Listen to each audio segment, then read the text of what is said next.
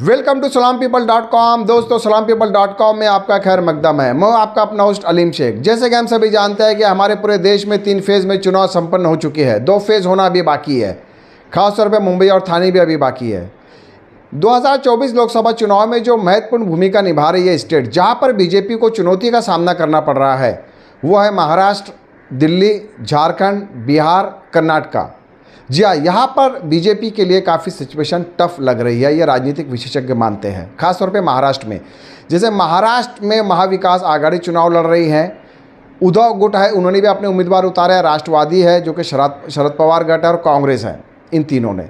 तो महाराष्ट्र में मुसलमानों की संख्या लगभग 2.25 करोड़ के आसपास है, 12%, 15 करोड़ की आबादी है महाराष्ट्र की। यहाँ के मुसलमानों ने मन बनाया है कि वो पूरा साथ महाविकास आघाड़ी के उम्मीदवारों को देंगे, और महाविकास आघाड़ी के उम्मीदवारों का वो खुलकर समर्थन कर रहे हैं। जी हाँ, हाल ही में मीरा भाईंदर में शिवसेना उद्धवगढ़ के सांसद राजन विचारी की एक चुनावी सभा हुई, जहां पर भारी संख्या में मुस्लिम समुदाय के लोग दिखाई दिए। डॉक्टर अजीमुद्दीन, जो कि मुस्लिम भारतीय एनजीओ के प्रेसिडेंट है, उन्होंने एक स्पीच भी दी और उसमें ख़ास तौर पे लोगों से अपील की है कि वो राजन विचारे को ही कामयाब बनाए। संविधान बचाने की लड़ाई है, उनके वजूद की लड़ाई है। तो आइए दोस्तों, सुनते हैं क्या कुछ कहा डॉक्टर अजीमुद्दीन ने इस चुनावी सभा में। कि इस देश की सत्ता में जो लोग बैठे हैं, वो इस देश के चुनाव को हिंदू और मुसलमान, हिंदुस्तान और पाकिस्तान की बुनियाद पर लड़ना चाहते हैं। लेकिन देश की जनता ये महंगाई, गरीबी और शिक्षा और भारत के अंदर एकता के अनुमान पर लड़ना चाहती है। इसलिए अब भारत देश की जनता खुद खड़ी हुई है। पार्टी के साथ हम सब ने मिलकर ये तय किया है कि पूरे देश की जनता चुनाव लड़ेगी।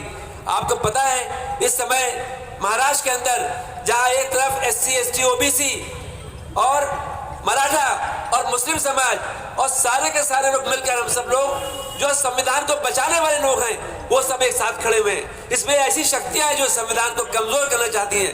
आज ये मुकाबला हिंदू और मुसलमान का नहीं है, ये मुकाबला जो है वो एक तरफ संविधान को जो लोग मिटाना चाहते हैं और एक तरफ वो लोग जो संविधान को बचाना चाहते हैं, उन दोनों के बीच मुकाबला है।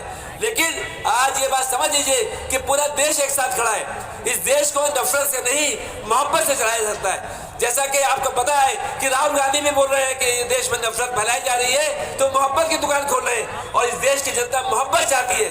आपको पता है, जब कोरोना का काल था, पूरे देश में हाहाकार मची थी, मगर महाराष्ट्र के अंदर उद्धव ठाकरे साहब की सरकार थी। जिस तरीके से बेहतरीन काम हुआ महाराष्ट्र के अंदर, लोगों को फ्री में इलाज हुआ है, लोगों के साथ बेहतरीन सुविधा दी गई, ऐसा मैं समझता हूं कि पूरे देश में किसी भी प्रदेश में इतना अच्छा काम नहीं हुआ है।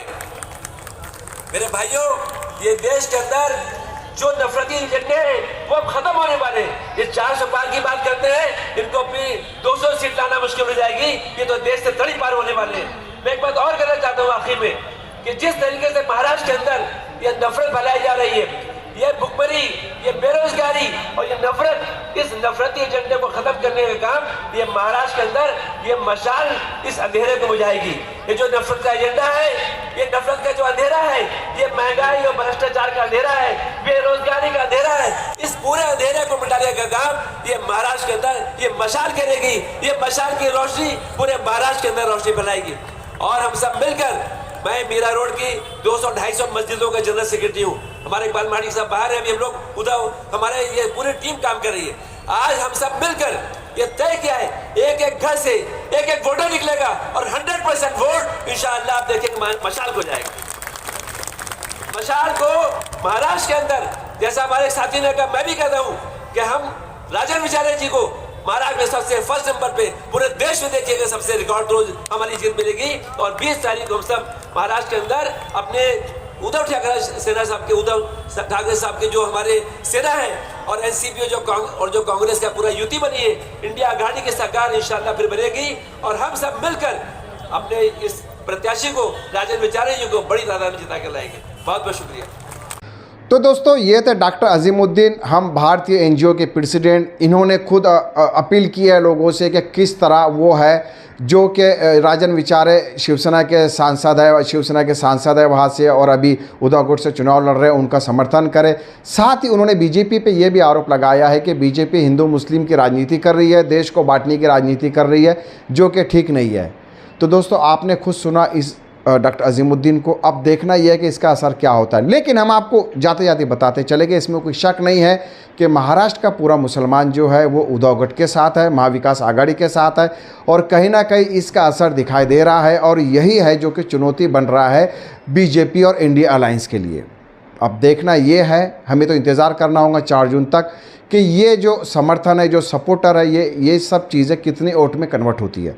दोस्तों आज और अभी के लिए इतना ही। मुझे और मेरी टीम को दीजिए इजाज़त, और आप बने रहिए SalamPeople.com के साथ। शब्बा खैर।